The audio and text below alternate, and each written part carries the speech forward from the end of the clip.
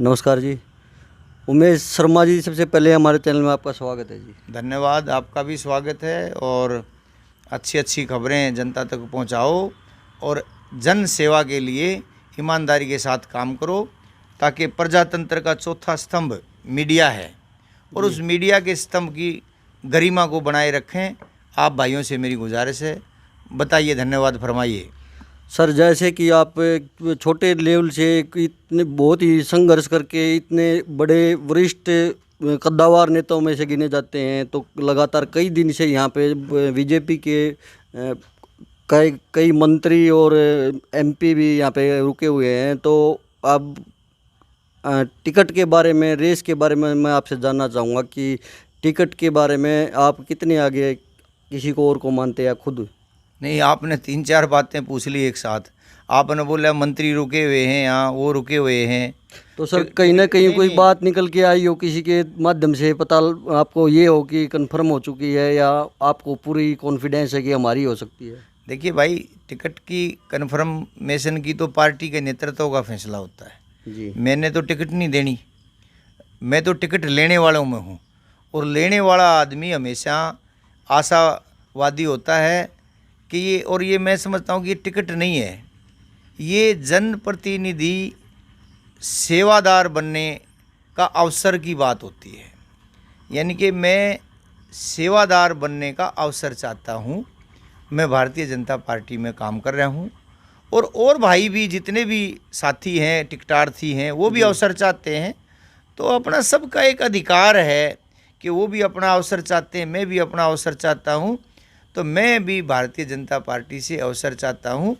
Ticket conformation तो नेतृत्व का फैसला होता है मित्र। तो आपको लगता है, जैसे योगेश्वर दत्त भी हैं, काफ़ी हैं टिकटार्थी तो, लेकिन आपको ये लगता है कि ऊपर हाईकमान में आपको उम्मीद पूरी है कि आपको मिल सकती है? अगर आपको टिकट नहीं मिलती तो आप अलग से मैदान में उतरेंगे या भाजपा में ही रहेंगे? नहीं, किसने बोला है मैं मैदान में उतरूँगा? सर, राय जान रहे हैं हम आपकी। नहीं, किसी ने बोला आपको मैं मैदान में उतरूँगा? मैंने पूछा सर आपसे, अगर आप भाजपा में ही रहेंगे, अगर भाजपा से टिकट नहीं मिलता आपको, तो फिर क्या प्रतिक्रिया है? मैं ये क्यों मानूँ कि मुझे टिकट ना मिलता? मैं तो आशावादी हूँ, मुझे तो उम्मीद है मुझे टिकट मिलेगा, मेरे को पार्टी टिकट देगी ज़रूर। तो मुझे तो उम्मीद है पूरी कि मुझे टिकट मिलेगी और जो भी फैसला होगा नेतृत्व होगा, हमें वो मंजूर होगा। तो आपको अगर मौका मिलता है तो दूसरी पार्टी में आप किसे टक्कर मानते हैं कि किससे मुकाबला होगा? देखिए, जब उम्मीदवार मैदान में आते हैं,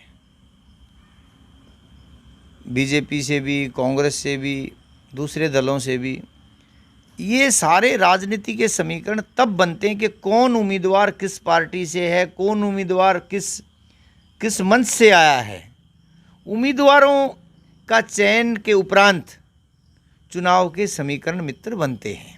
और चुनाव के समीकरण मैंने नहीं बनाने, चुनाव के समीकरण बनाने जनता जनार्दन ने जी, इलाके की जनता ने जी। यानी कि जब उम्मीदवार मैदान में होंगे तो जनता, इलाके की जनता वो समीकरण बनाएगी कि वो किसको जिताएगी। ये जनता का फैसला है। टिकट देना पार्टी का फैसला है, चुनाव में जिताना जनता का फैसला है जी। हम तो एक लक्ष्यवादी हैं, एक लक्ष्य लेकर के चले हैं कि मैं भी, उमेश शर्मा एक किसान का बेटा है और एक बारीकी से जनता जनार्दन की सब समस्याओं से परिचित हूँ और मैं ललायित हूँ कि मुझे सेवा करने का मौका मिले और मैं व्यवस्था परिवर्तन, एक सुदृढ़ व्यवस्था के लिए जनता जनार्दन के बीच दिन रात ईमानदारी के साथ सेवा कर सकूँ, ऐसी मेरी कामना है। सर, जैसे कि यहाँ पे भी भाजपा पार्टी है और सेंटर में भी भाजपा पार्टी है और मंत्रियों के साथ आपका संपर्क होता रहता है, तो टिकट की डेट के बारे में जानना चाहूँगा, कब तक आ सकती है टिकट की डेट? देखिए, मेरा किसी मंत्री से ज़्यादा संपर्क नहीं होता, मेरा संपर्क होता है इलाके में जनता से जी। जनता के बीच रहता हूँ या मैं पार्टी नेतृत्व में हूँ, यानी कि जो इलाके का नेतृत्व है, इस नेतृत्व में हूँ मैं। अब बचा है प्रांत का नेतृत्व, राष्ट्र का नेतृत्व, उनसे तो हमारी दूर से नमस्ते होती है।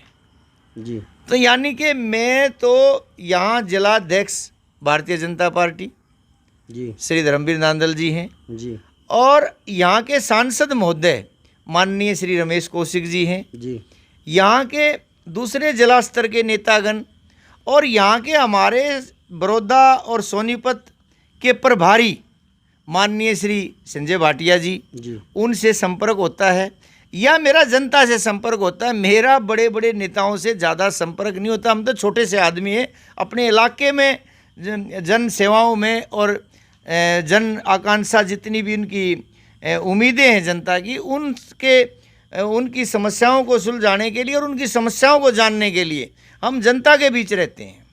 सर, एमपीओ का नाम गिनवा दिया आपने, मंत्रियों का नाम गिनवा दिया, तो मंत्रियों के साथ आपका संपर्क तो होता ही रहता है। आप कह रहे हो कि मंत्रियों से संपर्क नहीं होता। हाँ, तो इलाके के नेता हैं ये, इनसे संपर्क मेरा होता है। इनमें जो मैंने गिनाए आपको, ये मंत्री इनमें कोई भी नहीं है, सांसद हैं और जिलाध्यक्ष। मेरा इनसे संपर्क रहता है। जी, तो उम्मीद लगती है आपको कब तक की घोषणा हो सकती है डेट की?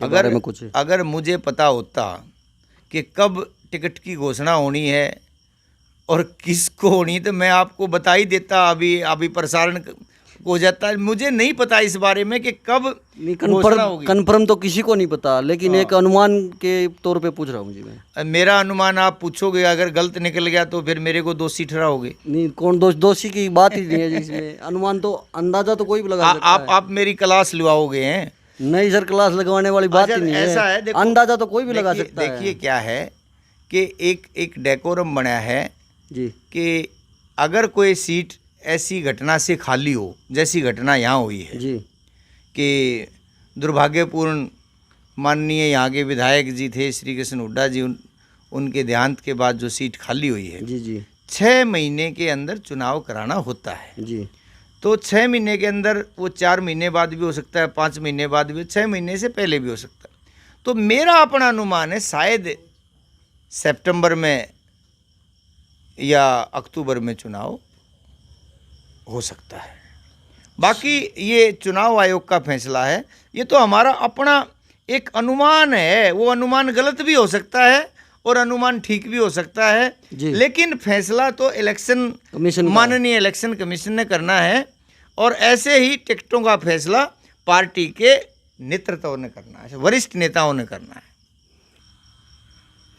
सर, एक लास्ट क्वेश्चन है, बड़ौदा के बारे में आप क्या कहना चाहोगे? देखो, बड़ौदा के बारे में ये कहना चाहूँगा, मैं बड़ौदा की जनता को मुबारकबाद देता हूँ, शुभकामनाएं देता हूँ कि माननीय मुख्यमंत्री जी के नेतृत्व की आदरणीय मनोहर लाल सरकार ने बड़ौदा हल्के में अब बहुत बड़ा तोहफा दिया है कि हमारी जो बेटियां हैं जी, और वह पहले भी एक बड़ा अच्छा सपना रहा है कि बेटी बचाओ बेटी पढ़ाओ जी, तो उसी कड़ी को आगे बढ़ाते हुए आदरणीय मनोहर लाल जी की सरकार ने, हमारी हरियाणा की सरकार ने 2 कन्या महाविद्यालय बड़ौदा हल्का को दिए हैं। मैं उसके लिए जनता को भी बधाई देता हूं और माननीय मुख्यमंत्री जी का भी धन्यवाद करता हूं। सर, बहुत बहुत धन्यवाद। आपने